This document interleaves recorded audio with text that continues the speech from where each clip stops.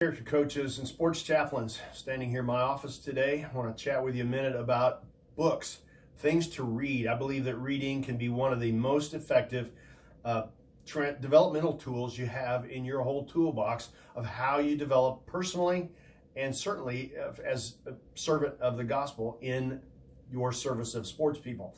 These are some books that I read I think are really important to read, these kind of categories of books, because I think they enrich your knowledge base, help you find touch points with people, help you develop your ministry. One of them is leadership books. This one in particular, Legacy by James Kerr, is about a sporting theme, makes great connection with coaches and players.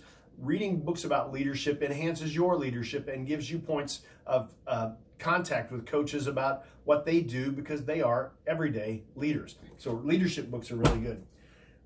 Books of theology. I love reading Eugene Peterson, and the way he approaches spirituality and theology is outstanding. I love reading him. He gives greater depth to what I do. Instead of lying everything right on the surface, this helps me develop depth in the way I think and the way I develop my heart.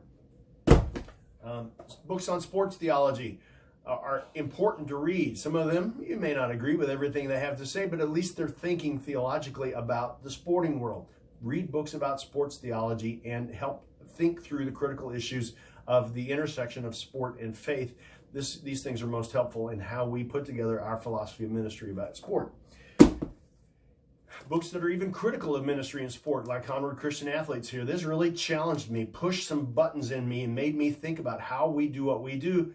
They challenge us hard, but they also make us think critically about what we do, and so they're worth reading, even if it just sharpens our tools a bit. Books about people in sports biographies, including this one here about Andre Agassi. Painful to read at times, but also very insightful and helps us understand what's going on in the heart and mind of players. Sports biographies are very important to read. Books like this one about coaching. The Man Watching here by Tim Crothers about Anson Dorrance from North Carolina soccer. This is a brilliant book about coaching and how he approaches things, helps us think inside the mind of a coach and how they approach sport in an excellent way. Those kind of books about coaching are very, very valuable to our development. And books about ministry and sport, like Focus on Ministry and Sport, Focus on Sport and Ministry, by Larry McCown and Dr. Valerie Ginn. This is a brilliant book about philosophy of ministry in sport, a great tool for our development. May I challenge you, read good books of all kinds, and they will make you better at what you do.